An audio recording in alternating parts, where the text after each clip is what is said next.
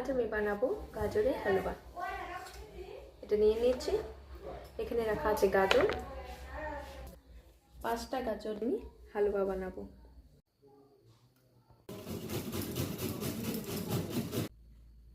গাজরগুলো আমি গ্রেট করে নিলাম। এবার প্রথমে তাওয়াতে দিয়ে দিব 2 চামচ মতো ঘি। ঘিটা গরম হওয়ার সাথে সাথে আমি দিয়ে দিব ড্রাই ফ্রুটগুলো। সেগুলো হালকা করে ভেজে নিতে হবে। দিয়েছি আমি বাদাম, কাজু আর কিশমিশ।